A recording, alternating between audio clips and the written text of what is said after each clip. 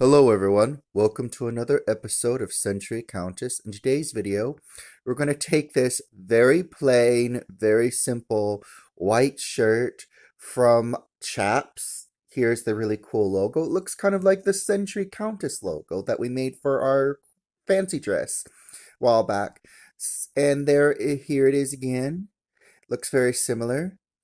But this is the before, and our plan is to take this lovely neon green color dye and make it Beetlejuice themed. So we're preparing the hot water.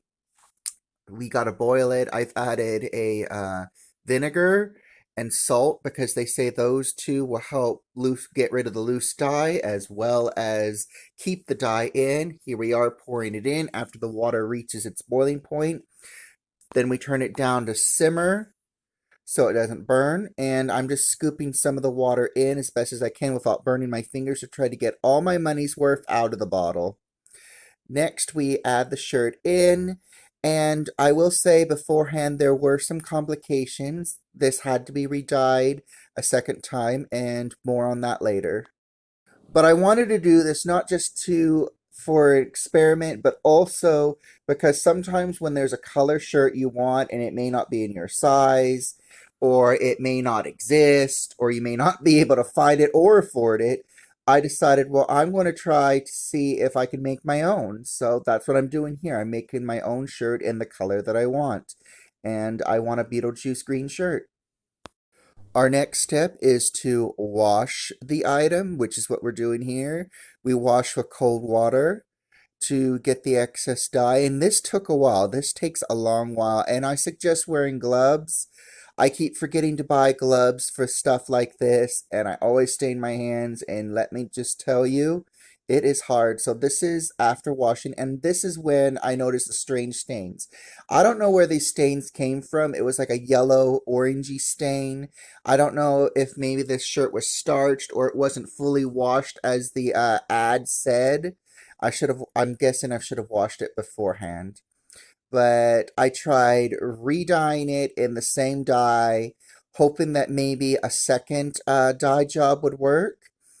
So here I am. I'm trying to get every nook and cranny covered in the leftover dye that was still in the bowl, or cooking pot, I should say. And it got rid of a little bit, but it made it worse. As you can see, there's more larger stains here and there. I was literally devastated. I was trying to think, well, maybe an ombre green would work, but it just looked really bad. And I was hanging out with a friend and I showed them the shirt and they agreed. They're just literally suggested I should re-dye it. So that's basically what I did.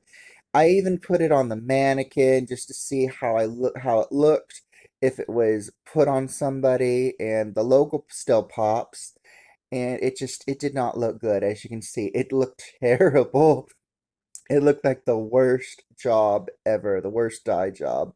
So I had an idea. Since the colors were yellow, I decided to use this Dye More Rit color because it's a little bit more stronger, and I thought maybe the yellow would contrast with the weird stains that popped up.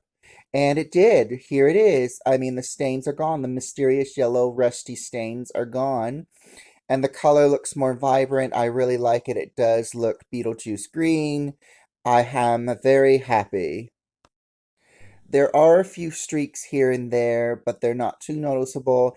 And what I plan to wear over this will hide those areas perfectly.